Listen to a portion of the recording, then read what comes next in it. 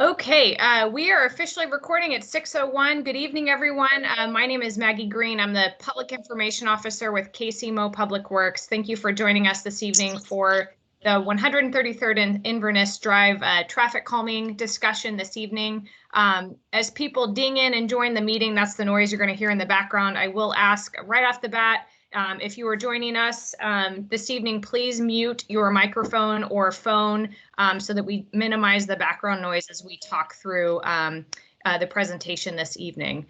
So I'm going to get well, before I do that, could we do introductions? We have a few city staff on the phone and possibly some of our city council members represented. So if you are a city staff person, if you would please introduce yourself this evening.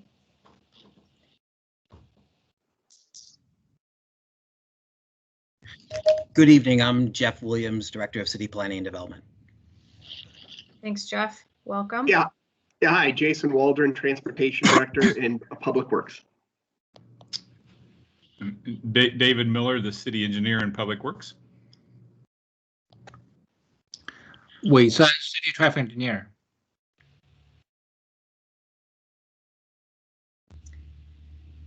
And do we have any of the council members or council aides on the line? There are lots of people, so I cannot see if you are here. But if you are, if you would introduce yourself for us, please.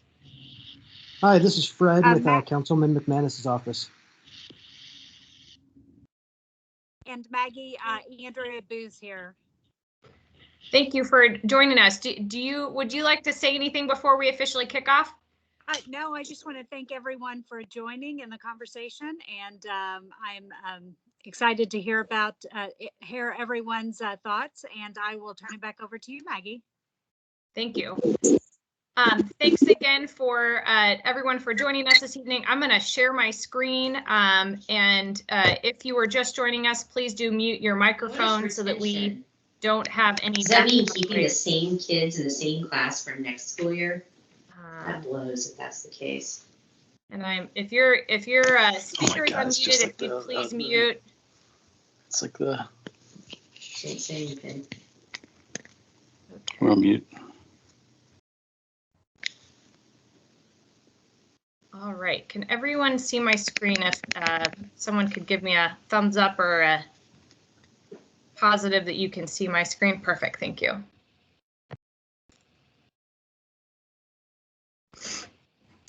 Okay, so this evening we're discussing 133rd Street and Inverness Drive. I know this has been the topic of the area for the last several months. So as we begin the meeting agenda this evening, we'll go through a couple housekeeping items, talk through the goals of the presentation tonight, give a little bit of the history and sort of overview of the project. We do want to highlight the public feedback we received, which was a tremendous amount of input. So thank you for contacting us throughout the last few months about this project. We will discuss a couple of other options for moving forward. We'll have a chance to actually vote on a function of this meeting is to be able to vote when we're here. So hopefully we'll get that rolling and going here shortly as well. And then at the end, we do want to hear from you. So we will have a little opportunity at the end to go through some question and answer and listen to additional feedback you all may have. So a couple of housekeeping items. We do ask that you stay muted. So if you are on the line on your computer or your phone, please do mute your mic so that we can minimize the background noise. We are recording this meeting. So if you have neighbors or friends that weren't able to make it, we will have this recording available on the city's YouTube page after the meeting. Give me maybe till tomorrow or Monday to get that up there, but we will have that available for folks to rewatch, or if someone wasn't available tonight, they can tune in there as well.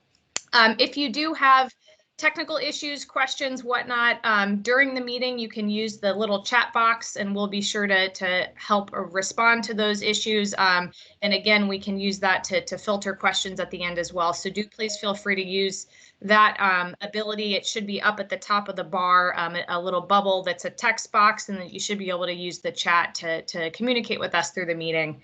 Our meeting will be 1 hour, so if we can't get to everybody's comments, questions, concerns at the end, we do want to hear from you. So if you have additional other thoughts, you can reach out to myself or Jason Waldron, who's our transportation director. I will be kicking it over to him here shortly.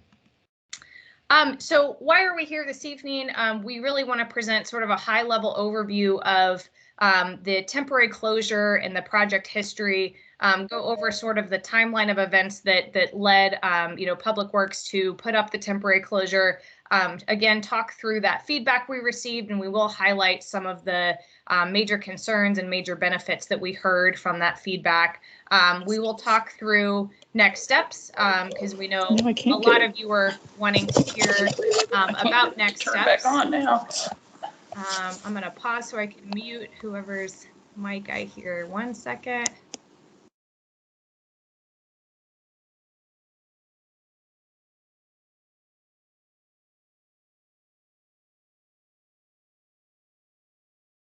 Okay. Thank you for whoever muted everyone. Okay. And then additionally, another purpose of our meeting tonight is to gather additional feedback from you all and answer any questions you have about what we did, what our next steps are, and et cetera.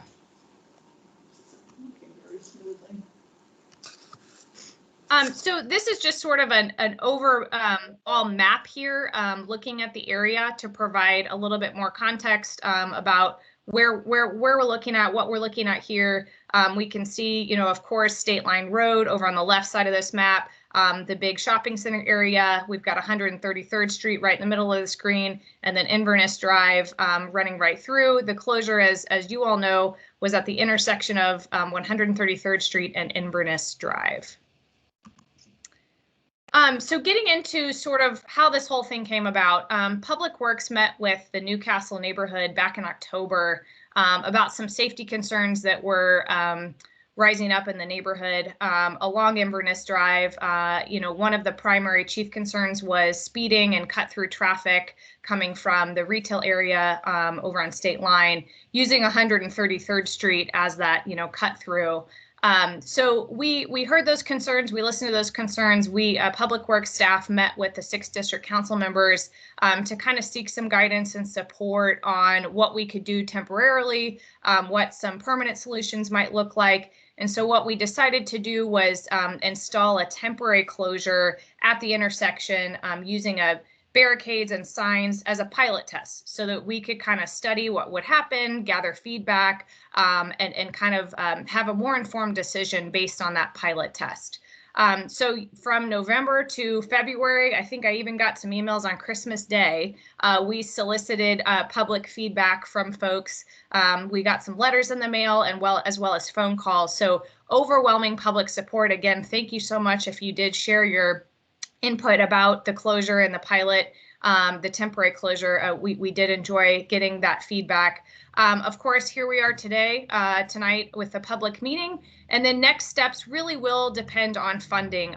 We'll be out front here that the Public Works Department does not have any funding to do anything permanently, but there are some options that neighborhoods that can consider, public improvements advisory funding and whatnot. We'll talk a little bit about that later on, but next steps really do depend on available funding to actually install a traffic calming measure in the neighborhood.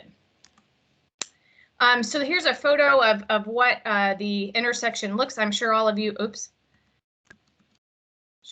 know very well what this looks like, but what we did was we installed the temporary closure using the orange barricades and some signage. They were installed by KCMO in-house crews, and the fact that it was temporary really was important to us because we could study what happened. We could gather feedback, we could hear concerns, and really assess what was going on because of the temporary nature of it. And it happened quickly because of the low cost and materials we had on hand and the fact that we use in-house crews. So this is essentially the temporary closure that went up in the area. Getting a little bit to the public feedback. Again, like I mentioned, we collected feedback from about November to February. I think I got emails right before we started the meeting tonight. So definitely a lot of feedback for the last several months. I mean, well over 200 emails, calls, and letters received, both in support and opposed to the temporary closure. Frankly, the feedback was really split between being in support and being opposed to the closure. There really wasn't a consensus one way or another. And Jason will talk a little bit here about what that means for the decision moving forward. There was overwhelming support from the Newcastle neighborhood to keep the closure, but not overwhelming support from the extended community, and that sort of came out in the feedback as well. So looking at specifically what some of the concerns and the benefits were, of course, benefits to having the temporary closure. Folks saw reduced traffic, reduced noise, reduced trash. There was an increase in perception of safety because of that closure. Lots of folks said that they were able to walk out and about along the neighborhood where they didn't previously feel safe to do so. Some downsides to the temporary closure, of course, were cutting off that access to the shopping center. So it was inconvenient, restricted the access. Several folks noted that it created some other bottleneck traffic issues along other streets like State Line. And there was some concerns raised about access for emergency vehicles to get out and about and around the area. So before I kick it over to Jason to talk a little bit about the analysis, I want to try out this poll function of Microsoft Teams. We know in the middle of a pandemic, it's really hard to get feedback on a virtual meeting.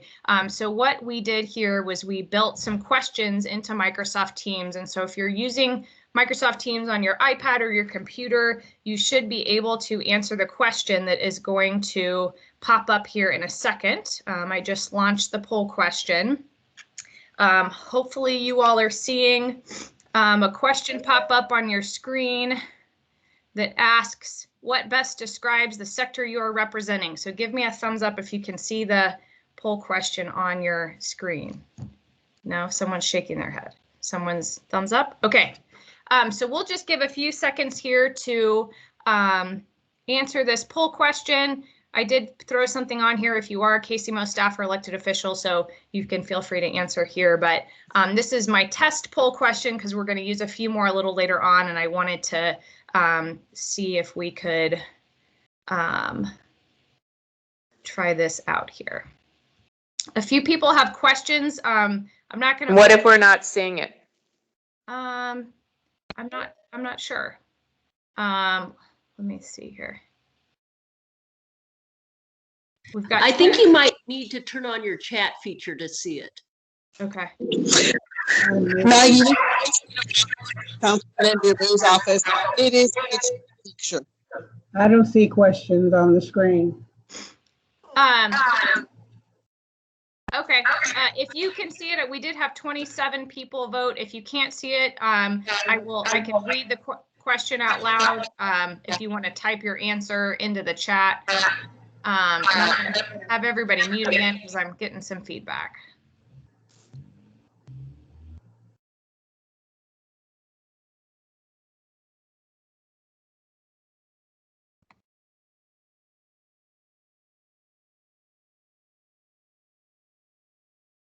Okay.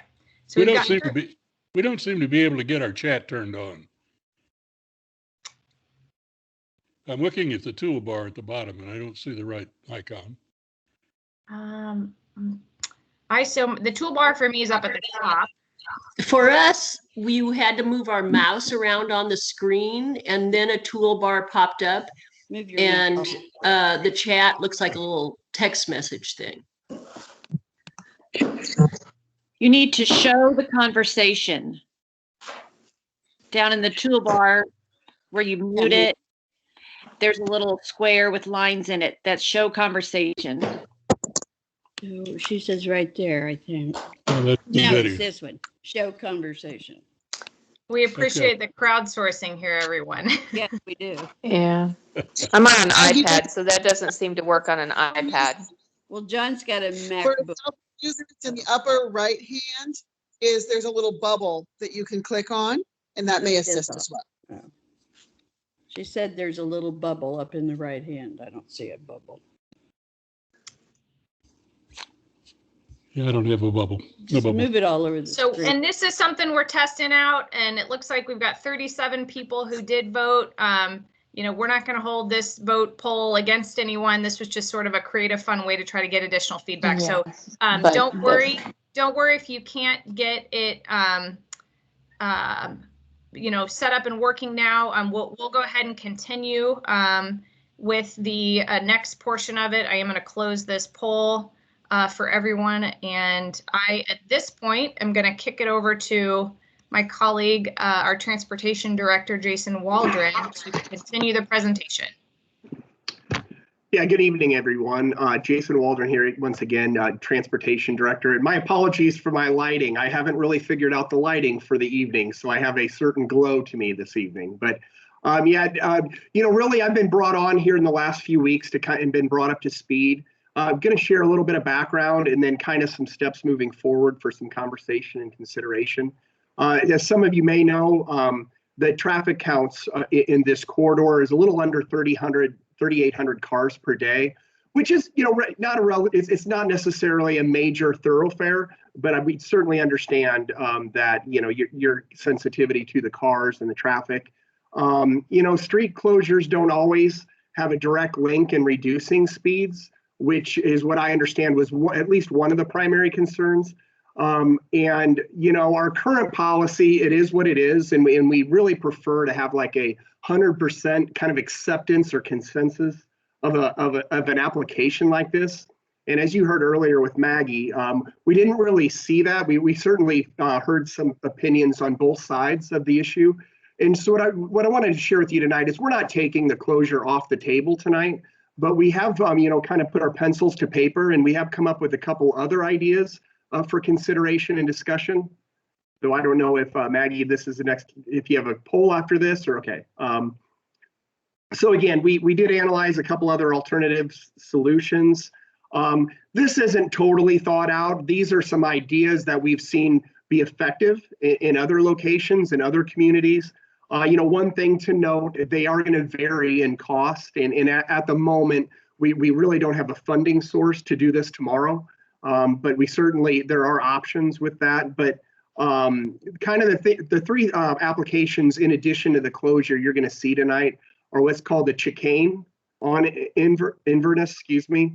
Also some bump outs, which really kind of create a road diet or narrows the corridor a little bit.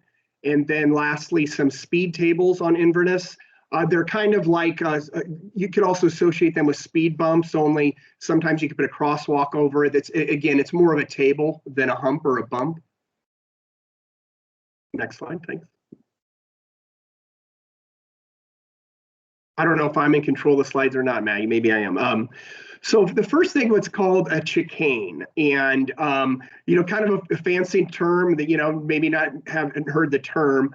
The best example of a chicane, and there may be more, but for anyone familiar with like 50th and Main, in and around the Minskys or the Peanuts or the Visitation Church, they wanted to calm some traffic on Main Street in the neighborhood as cars exited kind of the retail space.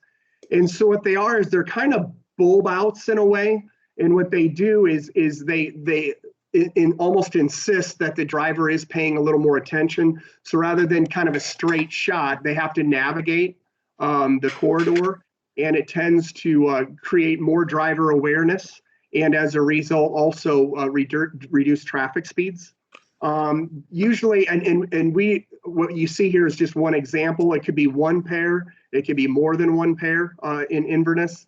But you know, the estimated cost of a pair of those is in at about $30,000. And again, they are designed to reduce speeds. I mean, you can see, I know it's a little bit smaller picture, but on the left side really gives you a feel. It almost gives you kind of like a boulevard or a parkway feel as you drive through the corridor. Okay, next slide. Am I in control of the slides? No, I am. And I did put another poll out there because we want to know what you think about the chicane idea. So the question up, if you cannot see the poll, don't worry, keep yourself muted. Just I will read it out loud and you can type your answer in the chat. Would you like to see chicanes along the Inverness corridor? Answers are yes, please, no, thanks. I would prefer another traffic calming option. So we'll leave this poll up. If you cannot see the poll again, don't worry. You can either use the chat box to type your answer, or comment at the end with what your preference is when we get to the Q&A section.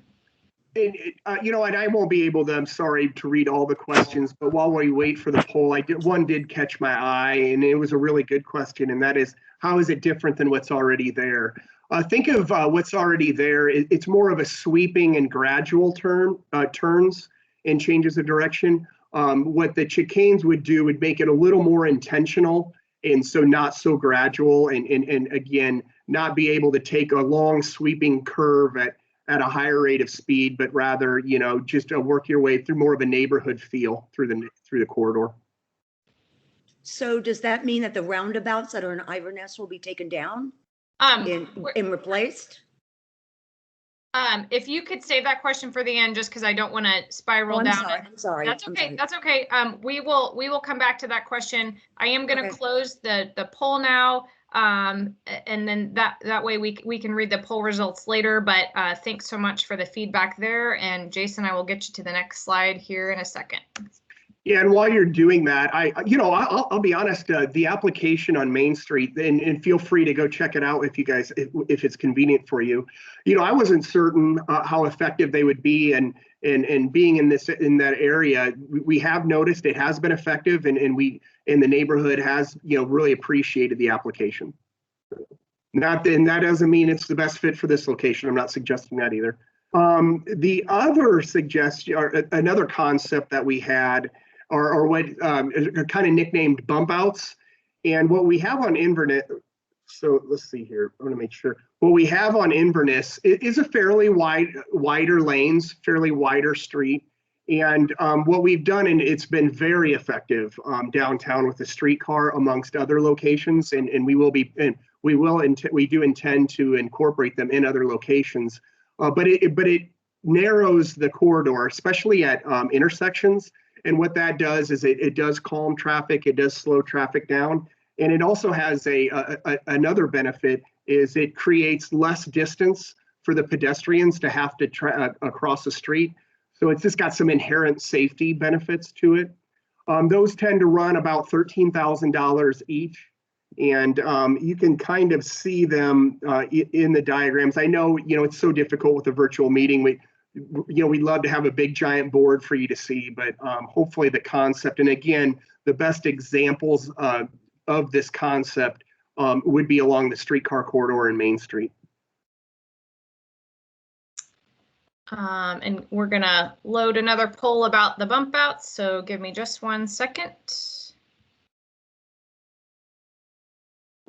One difference of just like the bump outs and the chicanes is the chicanes would typically be a little longer and kind of in between intersections, while bump outs themselves are typically located at intersections, obviously, so you can get that added benefit of pedestrian safety.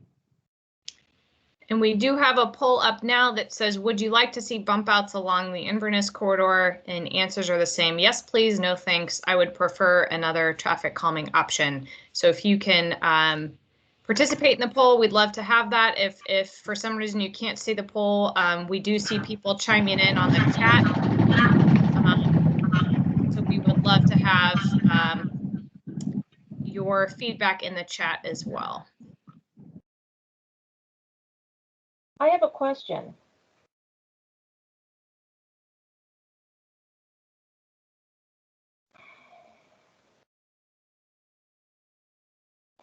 It seems odd to be asking us these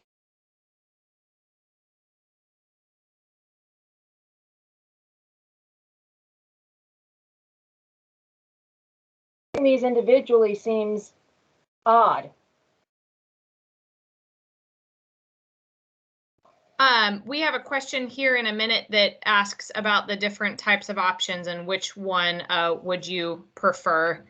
This is just something we're trying out since we have to do a virtual meeting. And again, this isn't our ideal way to meet with folks, but we're trying this out. And so again, if you don't want to use the poll, feel free to just provide your thoughts or comments in the chat section. I'm going to go ahead and close this one, Jason, and get you over to the next slide in just 1 second. Yeah, and I just want to reiterate to everybody, the intent tonight was to try to avoid just a just basic either or of road closures. We just wanted, that's still on the table. We're it's still under consideration, but we wanted to just, broaden the conversation a little bit and give some additional options. And who knows, maybe we get lucky, and we all get lucky and there's a consensus on one of these other alternatives. And Jason, you're ready to go talk about speed tables next. Oh, I had to get rid of my poll. I'm sorry. Thank you for coaching me, Maggie. And the third option, like I said, we could probably throw speed bumps on the table as well, but speed tables on Inverness, they all function very similarly. The added benefit of a speed table is if you put them, you could put them in between the intersections and or at intersections. Of course, if they're at intersections, they can function also as a crosswalk. But I'm trying to think of an example, but it's just imagine like a crosswalk elevated maybe 3 or 4 inches and then some small wedges in there. Obviously, much like a speed bump, it's going to calm and slow traffic down as they move through the corridor. Again, the number of those speed tables that could be incorporated in a corridor could vary, whether it be 1, 2, 3, or 4. Those tend to cost a little bit more. They're at $21,000 each. And again, the idea would be speed reduction, traffic calming in the corridor. Oh, one really good example, and I know I'm kind of jumping all over the city with you all. The one really good location where they incorporated speed tables is the Sprint campus, or what was formerly the Sprint campus. Maybe I don't even know if it's a T-Mobile campus now. I haven't been out there for a while, but that's one good example of that. And that's why they used it. They didn't want people racing through their campus.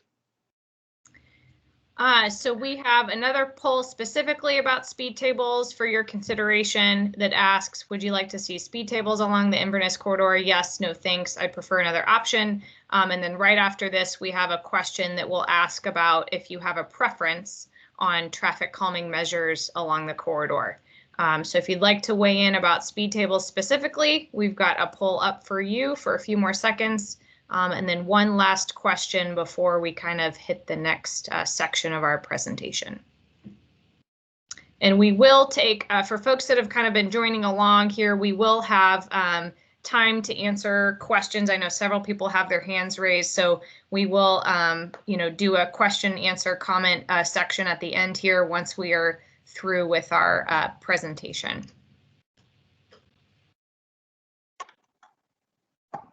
Oops, that's not any better. Yeah, I realize that this whole side of my face is very dark, so I apologize if I. It's dry, you guys. It's driving me crazy. My apologies. I gotta get one of those circle lights that so many people seem to have. All right, we're gonna close this poll out, and to someone's earlier point about weird questions, here is one that actually asks specifically about which option you would prefer on the corridor. It's loading on my end here. Question is, which option do you prefer most along the Inverness corridor? The first option, permanent closure at 133rd and Inverness. Second option, chicanes. Third option, bump outs. Fourth option, speed tables. Fifth option, I would prefer another traffic calming option.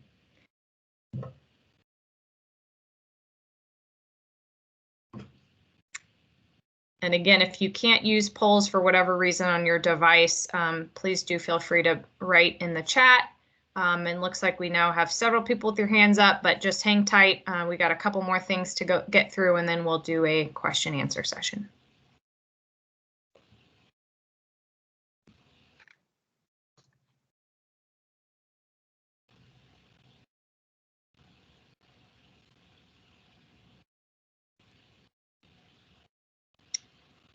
All right.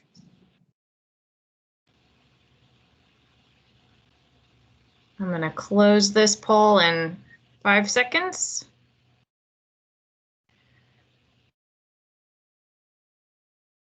Okay. Jason, ready to go on the next slide for you. Sure, great.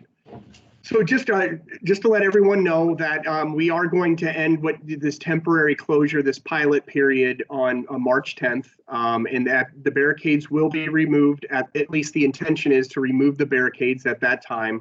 And we, though the public comment, you see the slide, the public comment period has concluded, but at the same time, that's why we're here. We want more input, and you've got our contact information, and you guys probably know how to get a hold of Maggie for sure by now.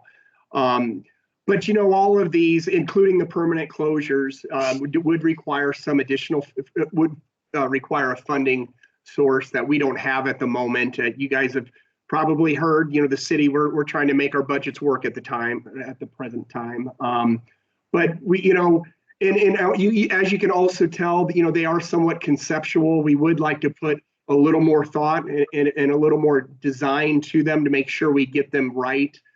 These are a little bit ideas in the back of a napkin sketch at the moment, but they are all ideas that we think are viable and could move forward if we could find the funding, and maybe more importantly, find maybe the majority consensus or support for doing this. But that's kind of where we're at right now. Like I said, we do believe they all have to some degree some effectiveness to reach the goals, at least as I understand them, for calming the traffic in the corridor. All right. So before we open up to questions, and I'm going to first ask if any other city staff would like to chime in with any other thoughts or points that Jason and I didn't cover. And I would extend that same offer if any of the council members or council aides also wanted to chime in at this point. And no is fine. I just wanted to ask.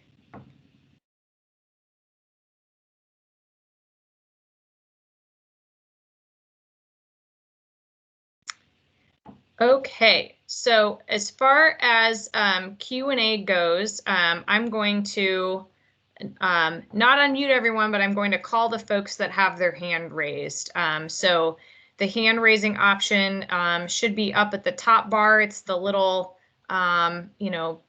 smiley face with a little hand like this. So if you'd like to raise your hand and speak, please stay muted until I call on you and unmute you. So first up on my list is Ms. Valerie Gooden.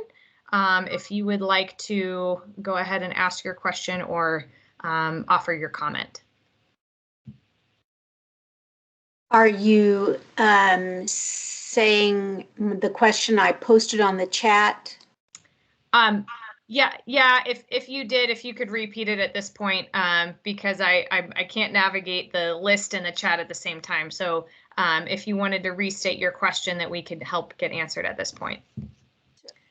I questioned if the traffic is calmed on Inverness, will the road 133rd be reopened?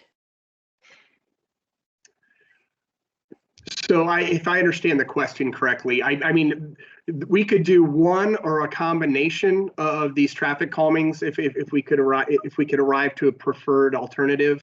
That if I understand your question correctly, these traffic calming measures could or could not include a closure of 133rd. I see. Did that address your question? Yes, thank you.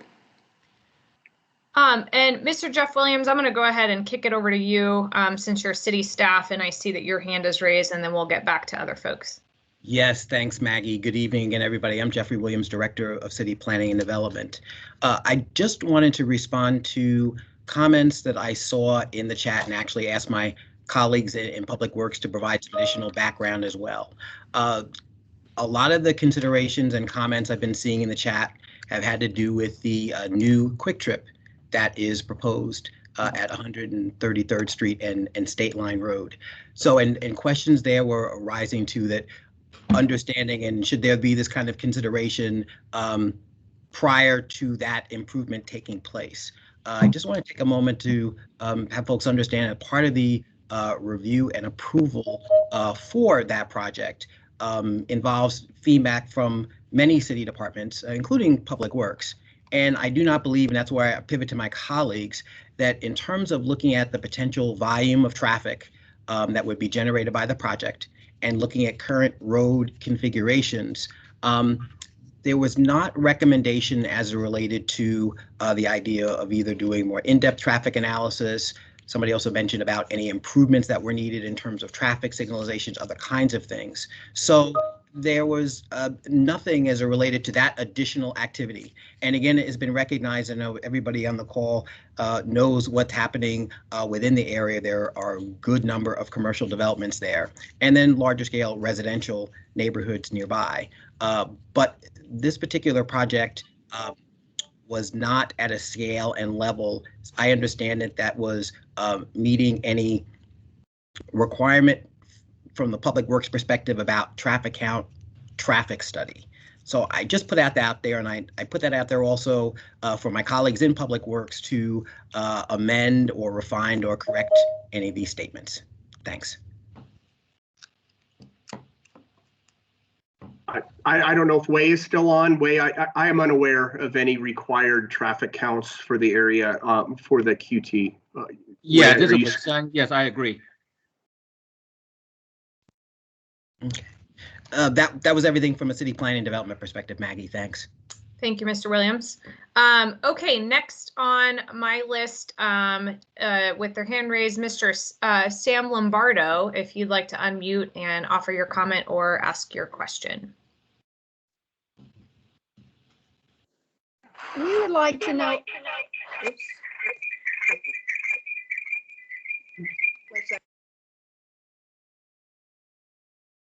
Are you there? We can hear you, yes. We would like to know what percentage of the residents are against opening it. You said like there was like half and half, but is it equally people who don't live here as opposed to people that do? We feel that the people who live here should have more say so than people who happen to drive through there to go to, you know, wherever, Walmart or the liquor store down there by Target and all that kind of thing. So what percentage? You know that? Sure, I can offer percentage off the top of my head. I'd have to go back to the spreadsheet and run the analysis. I think what's more important is that there wasn't enough consensus, that it was close enough to be split that that we didn't feel like there was consensus one way or another. So we wanted to make sure that all options were back on the table for consideration. And sort of that's where we were coming from, that there wasn't enough consensus one way or another to make us feel comfortable going forward with one specific example without looking further into other options. And I don't know, Jason, if there's any other points you'd like to add about that. Yeah, no, and the part of this preceded me, and that's not an excuse. It's just I would say I think it's safe to say, to your point, and in all transparency, that there was a majority, at least, of neighborhood participants that preferred the closure. But again, overall, the responses we received were a little more split down the middle. Thank you. Next on the list, Ms. Catherine August, if you'd like to offer your comment or question. Yes, thank you so much. Well, I do not live in Newcastle, but I live very close, nearby. And I kind of feel like it's a public street.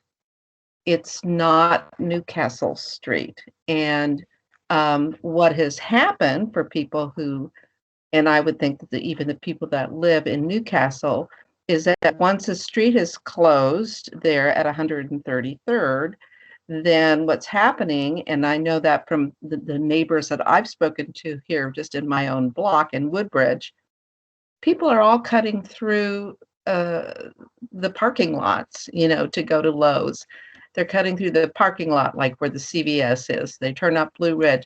They don't go up to State Line and get, you know, and wait for the lights. Everybody's cutting through the parking lots of all the stores, which I believe is wrong. That's why we have public streets. And then I have one question that I don't really understand.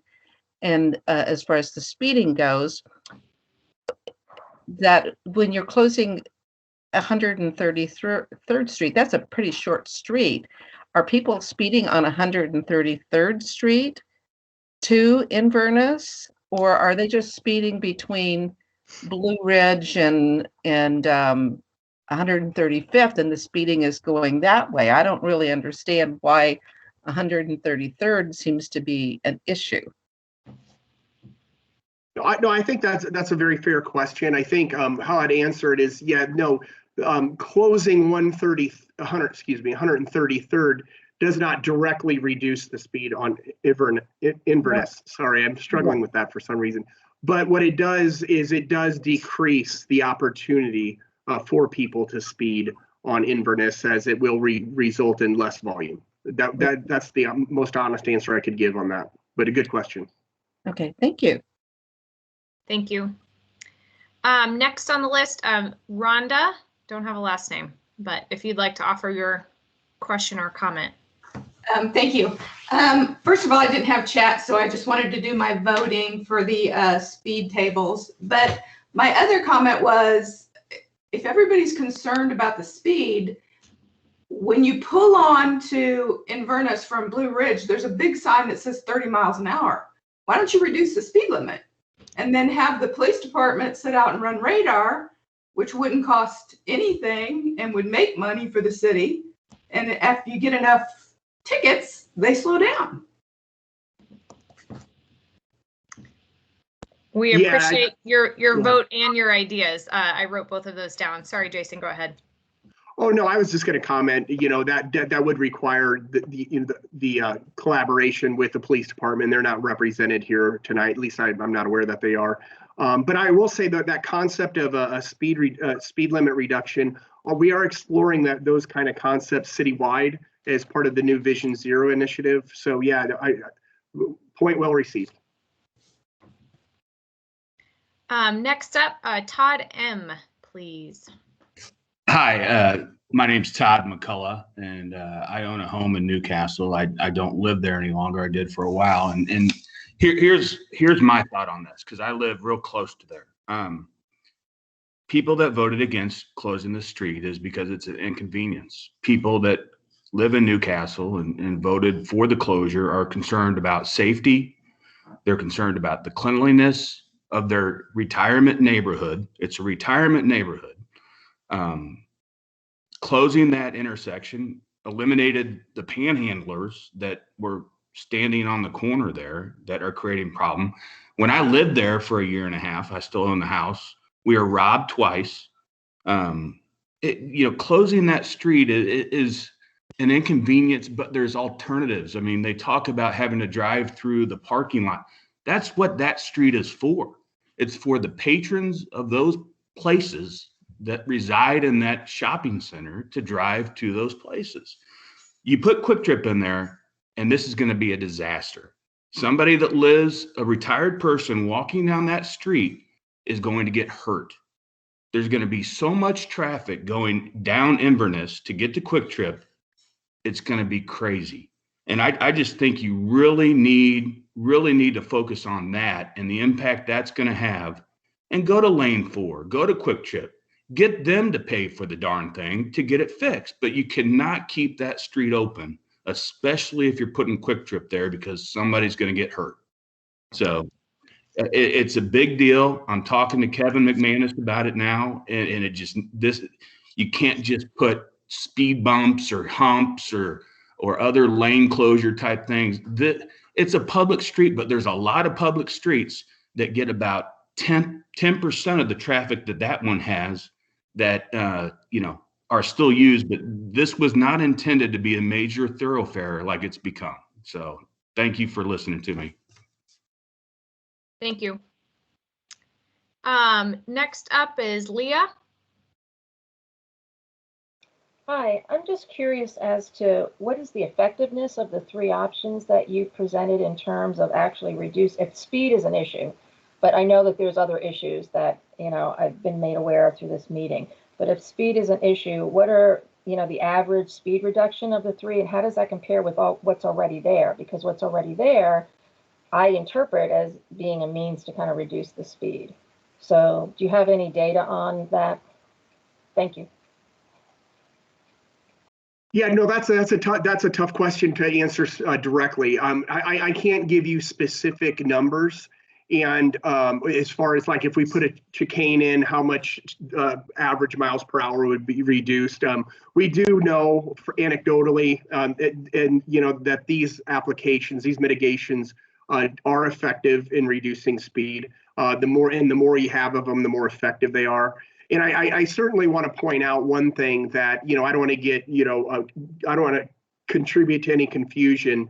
That the application, and I know there's more than one concern. Some people are concerned about volumes, some are about speeds, others about safety, and we're hearing all of those.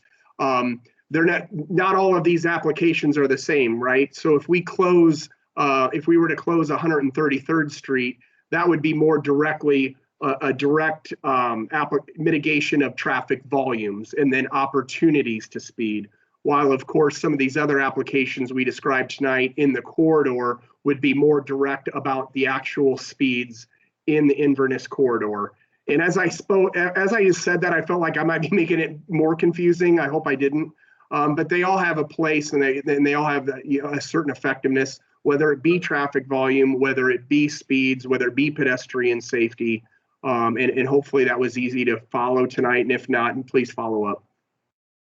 And I would just add to that, Jason, that, you know, this is why, you know, the public input, you know, having this meeting, hearing from you all tonight is also important, because we don't have a firm decision tonight on exactly what we want to do. There's further analysis. We need to evaluate more things. And so you all are helping paint a full picture of what's really going on and what the issues are in the area. And we will continue to evaluate all the options and make sure that the option we choose is actually helping to mitigate the true issues that we're seeing out there. So appreciate your feedback there. Next up is Mr. John Campbell.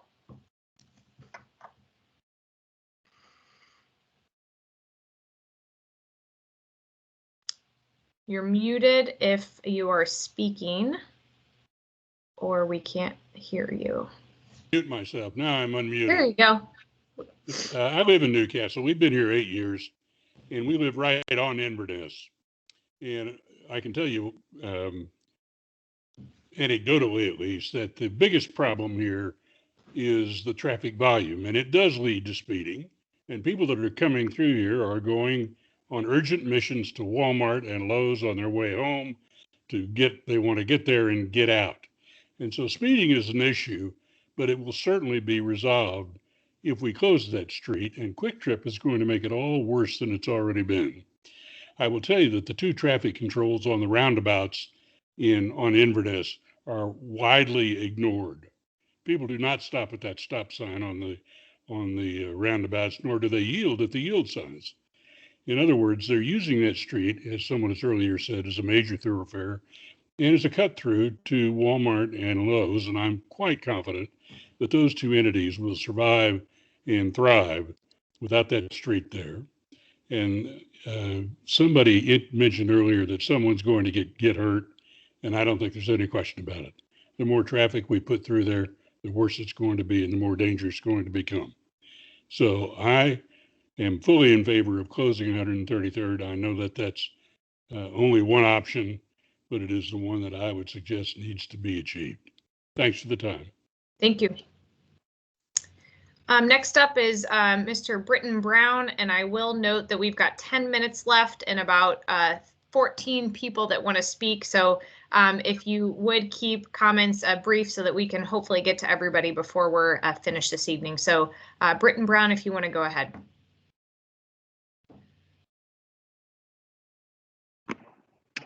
And you may be on mute.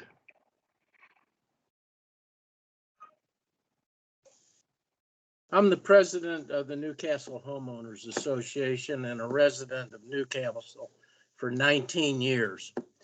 And this has been a long time problem. Number one, that street was never intended to be used as it's been used. It was built to buy price residential, to be a convenience item for the Newcastle residents. The one of the concerns that we have and is we talked about is safety. By closing 133rd, we have improved the safety aspect definitely. And one of the areas that hasn't been discussed is we were having a lot of problem with people driving through our neighborhood, casing our homes early in the morning, late in the afternoon, looking for open opportunities for theft. Since the closure of 133rd, that has come to a stop. And I think that's important. As far as speed reduction is concerned, we need that too. Okay, the idea of dropping the 30 mile per hour, they're ignoring 30. They're going through. I've clocked them at 50, 52, even going through the traffic circles, the roundabouts. It's like a race course up there, way too often. And that needs to be noted. Another question I've got, we were told that the temporary closure was going to remain until May, and now you're talking about it opening it in March. And I'd like an answer back on that. And it's, I'll stop.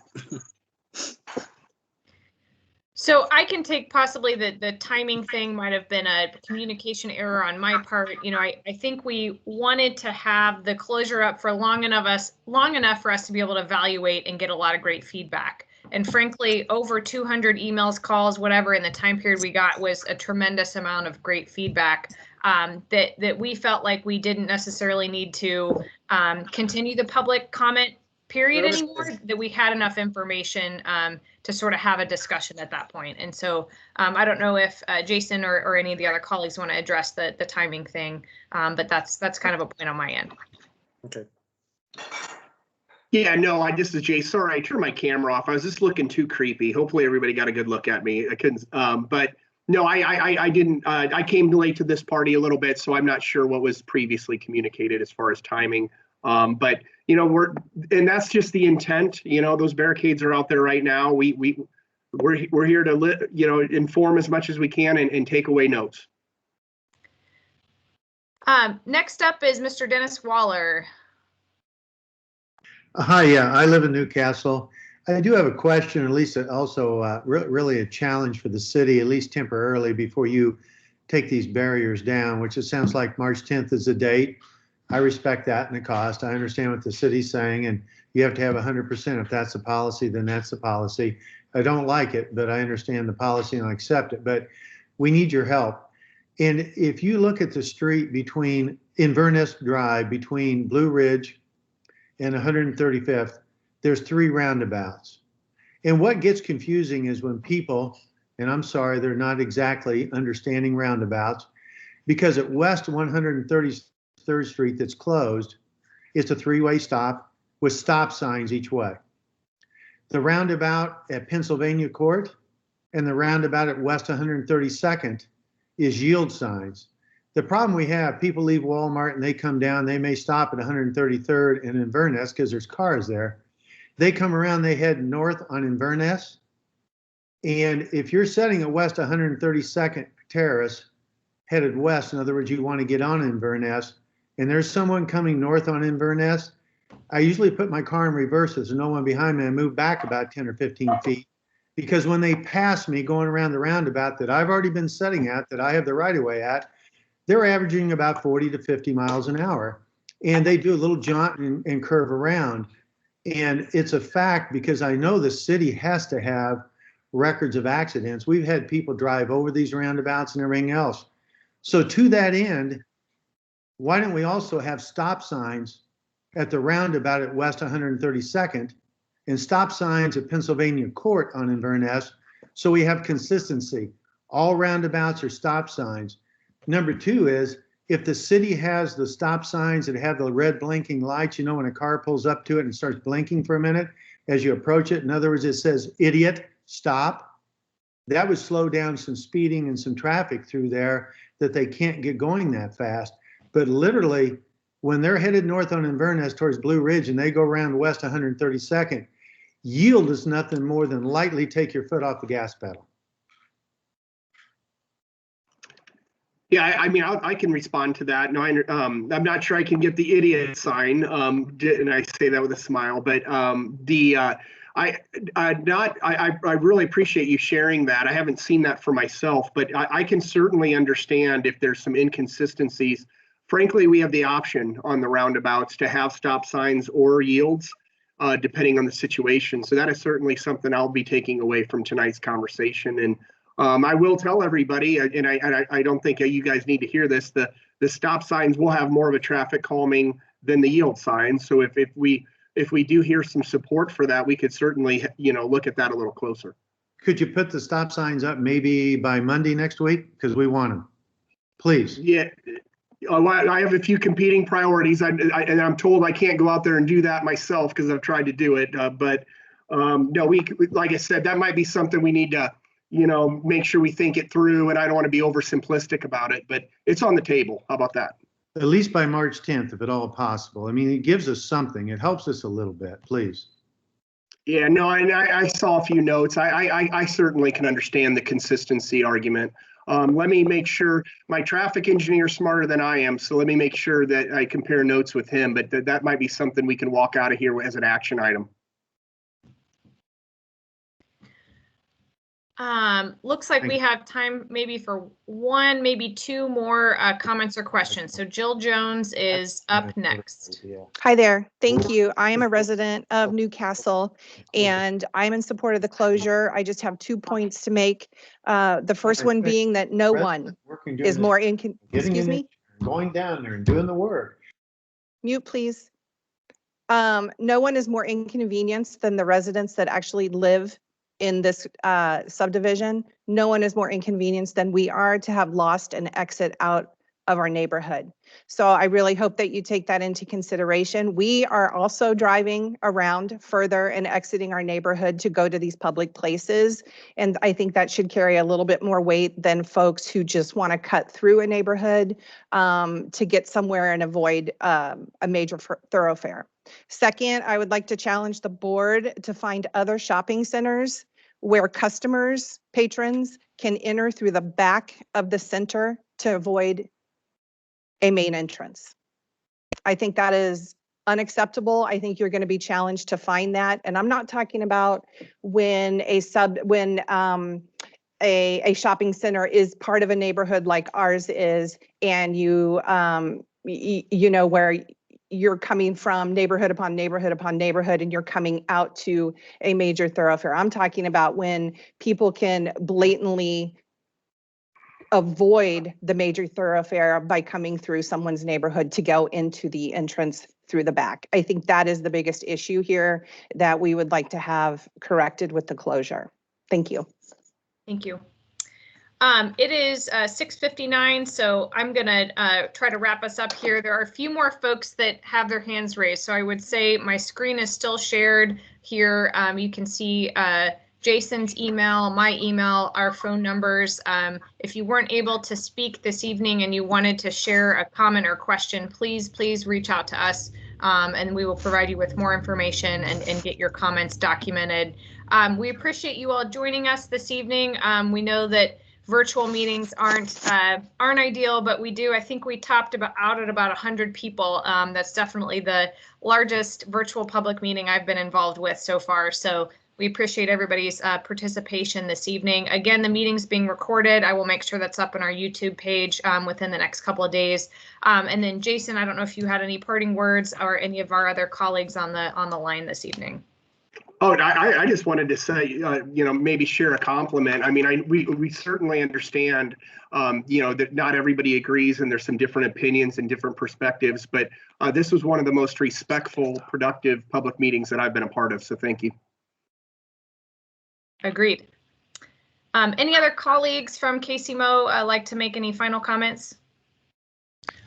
Yes, again, Jeff Williams, City Planning and Development. I do agree, and I compliment all of my colleagues in Public Works for really running a very effective and informative public session with, and I think you do get the record, the largest number of participants through this format that we've done. So kudos, congratulations, and thanks to all our citizens and residents. As always, when we engage the public, we learn lots, and I certainly did this evening. Thank you.